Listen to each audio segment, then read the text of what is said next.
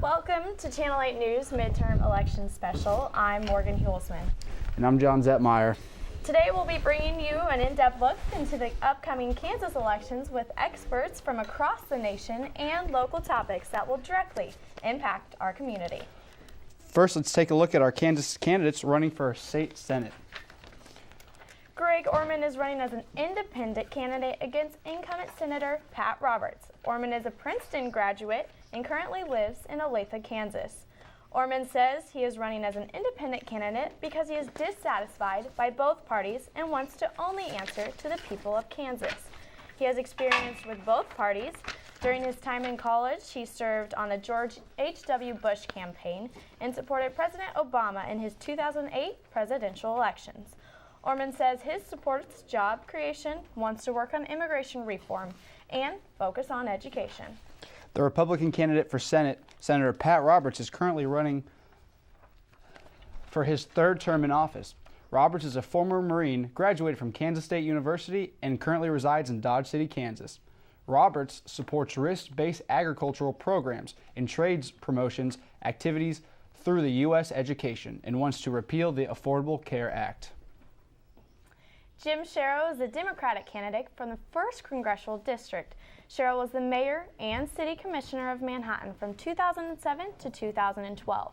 He earned a bachelor's degree from Wichita State University and followed that up with a PhD from the University of Colorado. Sherrill says that returning veterans deserve first-rate health care, including mental health care, as well as educational opportunities. Sherrill also wants to reduce the escalating long-term national debt.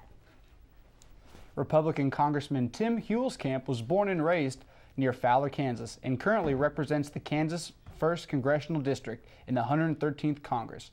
Huelskamp attended the University of Santa Fe pursuing a degree in social science education, then went on to get his PhD from the American University in Washington, D.C.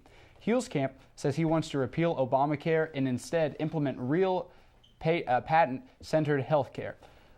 Huelskamp would also like to create fair tax code that encourages job creation and productive investment. We are now joined by Channel 8 News reporter Alyssa Lally to give us an insight into how the Kansas elections are being perceived in Washington. Alyssa? Thanks, Morgan and John. We're joined here with Steve Chagaris from CBS News. Steve, really quickly, can you tell us a little bit about your background? How long have you been following this election?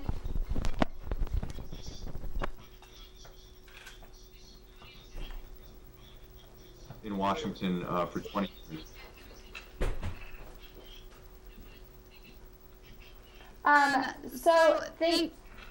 Sorry about that. You've said before that Democrats may have a problem being linked to Obama. Do you see that playing out here in Kansas? What do you think is the significance of that question? Well, it's been a national issue for Senate candidates around the country, and if you look at any of the close races where Republicans are challenging Democratic-held seats, you're seeing that issue sort of play out in all those places. Kansas is an interesting situation in that you have an incumbent Republican who's in trouble, Senator Pat Roberts, running against an independent who hasn't been very clear about where he is going to stand if he gets elected, whether he's going to vote with the Republicans or the Democrats. So it's really been difficult to sort of nail down where Greg Orman, the independent, stands. However, Roberts, for his part, has been trying to tie Orman to Obama and the Democrats, and it's very clear that that's the strategy that the Roberts folks have taken. So do you think that, because Greg Orman's had ties with both parties, do you think Kansas people know that, or do you think that's important to them, or do you think Pat Roberts is using it in his arsenal to kind of shut people down? I think it's the latter. I mean, look at Kansas and Kansas's voting history. It's a very Republican state. Kansas voted for Mitt Romney by 22 points in 2012.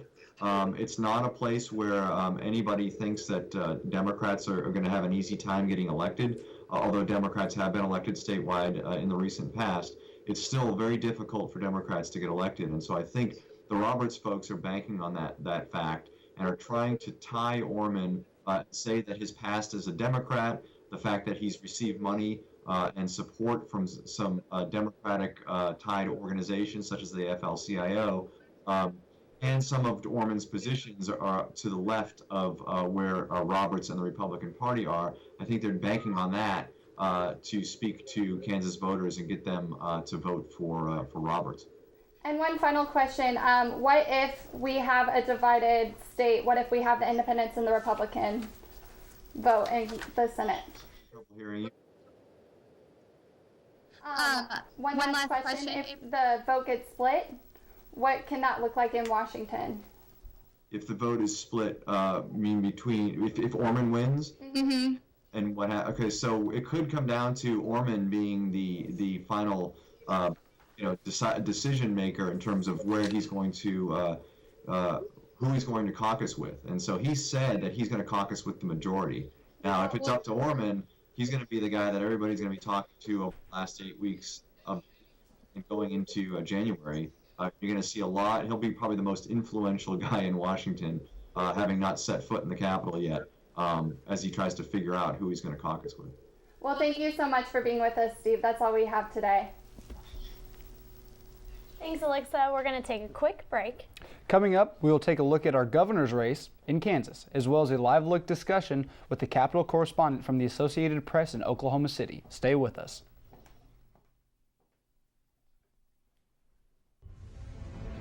It was a routine grain elevator inspection until the explosions began. Until a blast lasted more than 300 feet. Then it became the event that changed Kevin Saunders forever. The body of this K-State alum was broken, but his spirit, well, that spirit not only survived, it thrived. Against all odds, Saunders transformed himself into the world's greatest wheelchair athlete, one of America's premier motivational speakers, and the first Paralympian appointed to the President's Council on Physical Fitness, Sport, and Nutrition. Where there's a wildcat, there's a way. Wired magazine calls him the explainer. His students call him amazing. Over 20 million YouTube views show that associate anthropology professor Michael Wesch is transforming higher education. Translated to more than 20 languages and counting, Professor Wesch's teachings still share one common voice: passion. And whether you're learning live or online, that passion is contagious. And that passion is one of the leading reasons Kansas State University is first among U.S. public research universities in producing U.S. Case Carnegie Professors of the Year. Where there's a wildcat, there's a way.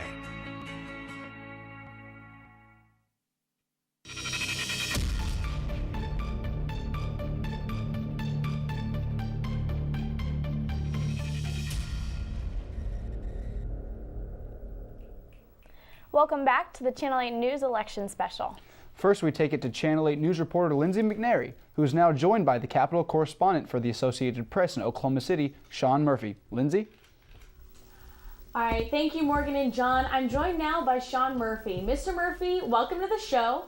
You've been covering state politics and news around Oklahoma for at least the past 10 years. This year's been pretty intense governor's race going on. Can you give us an overview on how the election's been going? Well, sure. Yeah, the interesting quirk about Oklahoma's election this year is that we have two U.S. seats on the ballot. That's Senate. Both Senate. 4 of our 5 U.S. House seats also up for re-election. Republicans are heavily favored.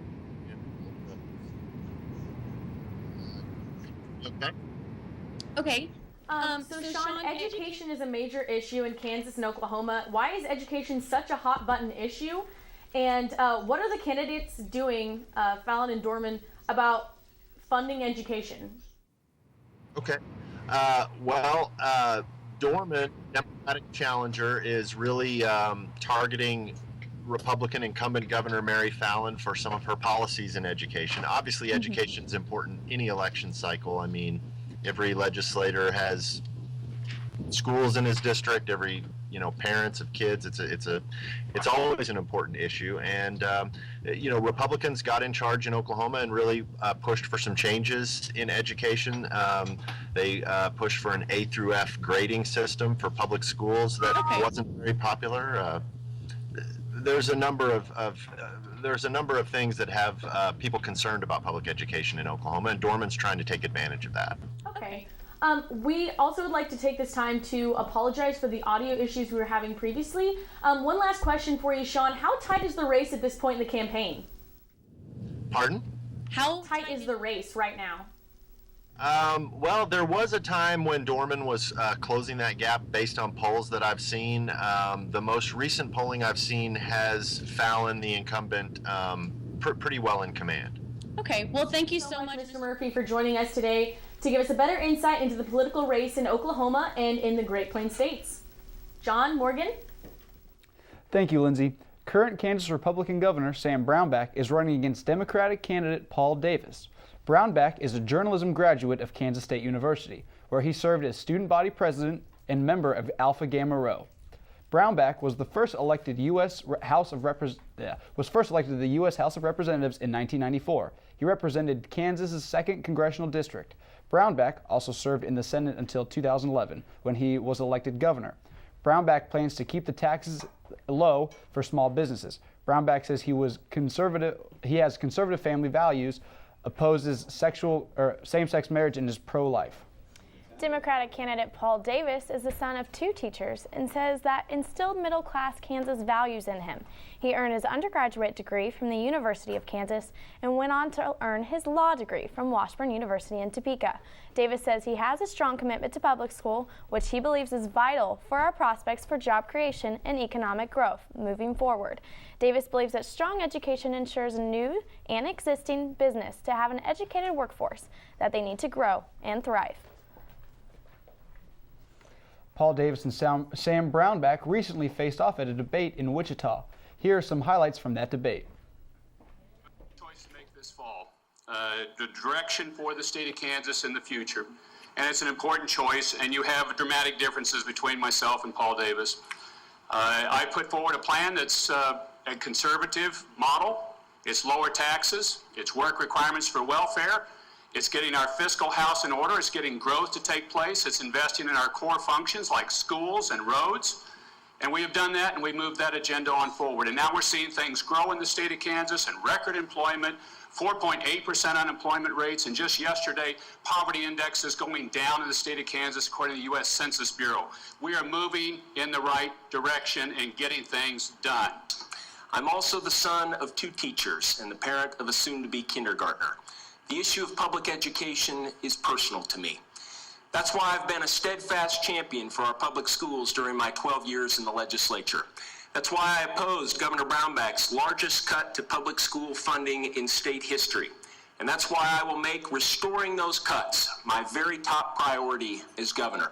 It's one of the reasons why I have the support of over 180 current and former Republican elected officials, 3 speakers of the House, 3 Senate presidents, 3 lieutenant governors, a U.S. senator, and 2 Kansas Republican Party chairs. That's never happened in Kansas before, but it's happening because I have a track record of being able to unite Democrats and Republicans. It's also happening because the governor's economic experiment just isn't working, and it's not going to work. Now, change is difficult, and this has been difficult. And we're moving now in the right direction, but Paul Davis represents an Obama model that seeks to have higher taxes, no work requirements, and to have more government intrusion into your lives. Kansas just can't afford this. We have to go in a different direction, a direction that prioritizes our schools and uses proven ways to grow our economy, and that is exactly what I will do as governor. We are now once again joined by Channel 8 News reporter Alyssa Lally. Alyssa? Thanks, John and Morgan. We've been talking about public education in Kansas, and to provide more insight into the subject, USD 383 school board member, we have Aaron Esterbrook. What have we seen in education throughout Sam Brownback's term as governor? We've seen a lot of back and forth about what the state constitution means, and in the state constitution it talks about what the state's obligation to defining or creating an environment where a quality education is mandatory. So the definition of what quality is, and then also the second part of that is for all students. So that funding has been in question, and there's been a debate, and there's been a Supreme Court case that kind of put the pressure on Governor Brownback's administration and the legislature to go through and pass finance reform for education, more spending for education, back to levels that were within the constitutional agreement there and definition. So that has happened, and there's interpretations of that being cut to education. A lot of people say under Brownback there has been the largest cuts to public education in our state history. On the other side of that, Governor Brownback's administration pushes back and say that they've actually invested quite a bit into education. On the local level, I would tend to agree that there has been quite a bit of cuts, and a lot of that investment has gone to retirement funds. It hasn't really reached the classroom. So that's kind of where we're at, and that's the issue between both of those candidates. Well, thank you so much for being with us. Aaron, back to you guys. Thanks, Alyssa. When we come back, we'll talk with University of Nebraska student about raising the minimum wage. We'll be right back. Look at me. I'm so cute and cuddly. I'm also very charming. I'll tell you what you want to hear and sweep you off your feet. I'm also spontaneous, maybe a little erratic at times. I take risks most people wouldn't, but that makes me fun. I'm also very persuasive. I can convince you to do something you'd never dream of doing. And you'll love my stories. I usually stretch the truth a little bit, but you'll believe me because I'm such a good liar. I'm never wrong, and I never feel guilty. I always win, but just look how cute and innocent I look. I can fool you, your parents. I can even fool your friends. Trust me.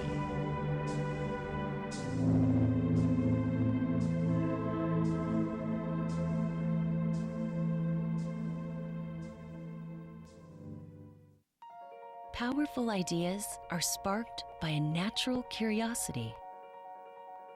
It could begin with a single seed or a brilliant ray of light. At Kansas State University, it begins with research that advances the world, where science and creativity meet.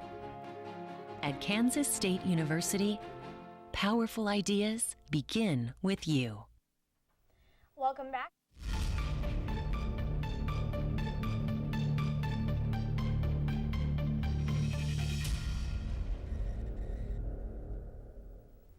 Welcome back to Channel 8 News Election Special. I'm Morgan Hulsman. And I'm John Zettmeyer. We are joined now with Kayla Van Wee from the University of Nebraska. There are elections going on all across the United States in the Great Plains.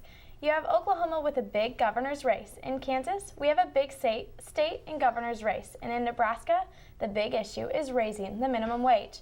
Kayla, thank you for joining us today. In Nebraska, the big issue is raising the minimum wage. What is the controversy surrounding the issue? Who is for it and who's against it? Initiative 425 is about raising the minimum wage to $9 by January of 2016. And most people for it are people earning minimum wage right now, our labor groups. People against it tend to be small business owners or big business, corporate, chamber of commerce. And the controversy with it, I mean, some people, they think that's going to be a good thing. I think students would think that would be a good thing. Earning more money and making more money per year, I think that would be a good thing for a lot of people. Some of the controversy for the other opposing side, they think that would,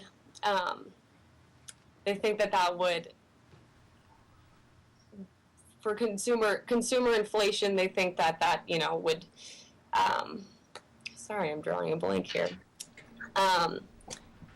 They think. Okay, and if raising the wage goes into effect, what does it mean to a college student to have those few extra dollars for every paycheck? I think that for college students here in Nebraska, it was in 1997, our tuition for in-state students was about in the 2000s, didn't reach 3. Now that's about in the 8,000. So that's increased by almost 400%. So when we're, for the most part, working a minimum wage job, that can only, help in paying for that if, say, your parents aren't paying your bills. Well, thank you very much for joining us today, Kayla. It'll be super interesting to see with the Initiative 425 what will pass. Thanks again. Channel 8 News reporter Zaldi DeJungen is here in studio with Washburn Law professor and Kansas First News political analyst Dr. Bob Beatty. Zaldi? Thanks, John Morgan. And Dr. Bob Beatty joins us now to discuss and provide an in-depth analysis on how the upcoming elections will affect Kansas and with what we can expect to go down at the polls. Dr. Beatty, thank you for joining us today. Good to be here, Zaldi. All right, so Dr. Beatty, if you can give a quick overview on what's been happening in the Senate and the governor's race. Well, in the Kansas governor's race and in the Senate race, it's sort of ground zero for American politics. In the governor's race, really, what the voters have to decide is whether Kansas is a small c conservative state or an extremely conservative state. And we'll see Tuesday what the upshot of that is. In terms of the U.S. Senate, that's been the huge surprise. The Kansas voters have to decide whether Senator Pat Roberts has simply been in Washington too long, and independent Greg Orman is arguing that it's time for a fresh start for Kansas. And these two races have gotten national attention because of how close they were, or they are. So we'll go with the governor's race first. If Governor Brownback doesn't win, what does that mean for Kansas? Well, that's an excellent question. You know, Paul Davis, of course, is a Democrat, but the House and the Senate will most likely continue to be Republican. So in a long-standing Kansas tradition, Democrat Paul Davis would act as a check on the Republican legislature, and that's what, you know, a lot of people don't talk about, but he really wouldn't have a lot of power in the next 4 years. So again, you'd have that check and balance function of a Davis Democrat versus a Brownback as a Republican. All right, and heading over to the Senate race, Pat Roberts has been here for over a decade now, and so here comes Greg Orman. And that race is pretty close as well. And so if Greg Orman takes Pat Roberts' spot, how big of an impact is that on the state of Kansas? It's absolutely massive. We can't even imagine. I mean, it's an excellent question because we don't know what Greg Orman is going to do in the U.S. Senate. I think this has the potential, if Greg Orman wins, to sort of blow up Washington, inspire other independents across the United States to think about running for offices as independents. This is simply unprecedented. Think about this. The last time a non-Republican won a U.S. Senate seat in the state of Kansas, 1932. Wow. So it is big. All right. Well, these two races will definitely be fun to watch. Thank you, Dr. Beatty, for joining us today. Back to you guys. Thank you, Zaldi. When we return, we'll talk with a representative from Kansas State, from the K-State Republican and Democratic Party. Stay tuned.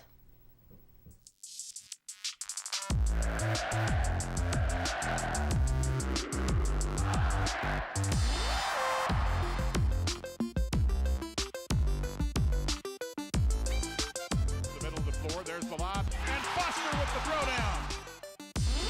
For behind-the-scenes access and up-to-the-minute news, get connected with K-State Athletics on social media. Search K-State Sports to join the conversation today. Powerful ideas are sparked by a natural curiosity. It could begin with a single seed or a brilliant ray of light.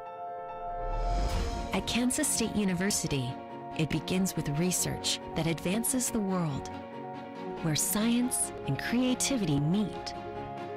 At Kansas State University, powerful ideas begin with you. K-State Student Radio brings every game to K-State fans on the Wildcat 91.9. Klein's going to take a pitch out to the right. Hubert dices his way up and into the end zone for the Wildcat touchdown. Takes the snap. He's going to roll out. He's going to throw deep over the middle of the field for Tyler Lockett. Catches it. 15-10, 5, touchdown, Kansas State. For all of your K-State sports coverage, tune into the Wildcat 91.9.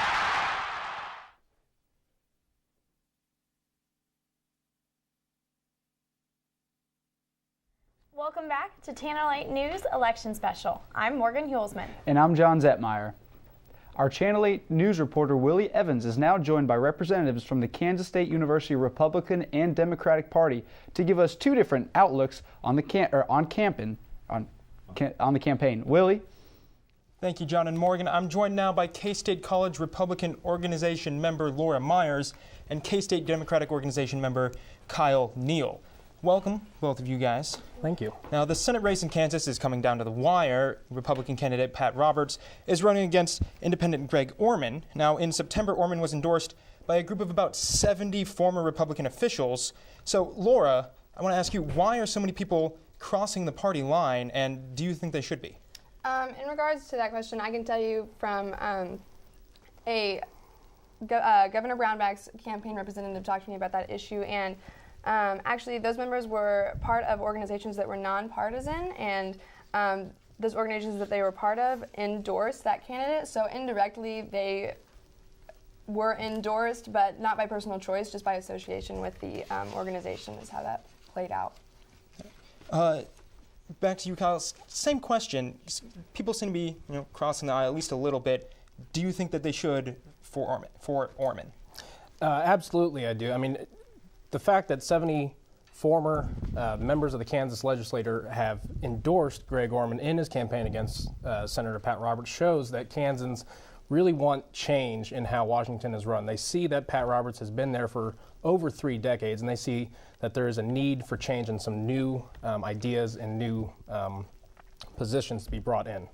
Now, Kyle, back to you again. Roberts has served in the Senate for almost 18 years. Why should Kansas vote for a candidate like Greg Orman, who really has never held a position? Well, the benefit of bringing in somebody who hasn't held a position before is the fact that they are not necessarily beholden to special interests in Washington.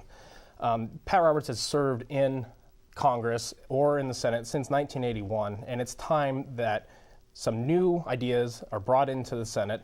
Pat Roberts has had his time, and what is really there to show for it? We have an outstanding current federal deficit and debt, and job creation is the #1 issue here, and Pat Roberts, at his current juncture, doesn't have a lot to show for it. Laura, do you think that Kansans really need someone with a lot of experience like Roberts in office right now? At this point, with the House and the Senate and the situation that it is, I think it's incredibly important to have an experienced representative.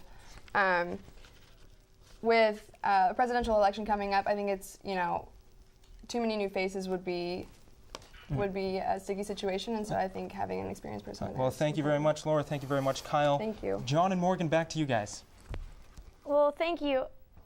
Experts say, and we also hope that the time Election Day rolls around November 4th, you can walk into the voting rooms confident. We thank you guys so much for joining us today, and hope that you guys got a deeper in look from across the nation about the election going on. And make sure if you can get out to the polls to get out there and vote. It's important. For Channel 8 News, I'm Morgan Hulsman. And I'm John Zetmeyer. Thanks for joining us.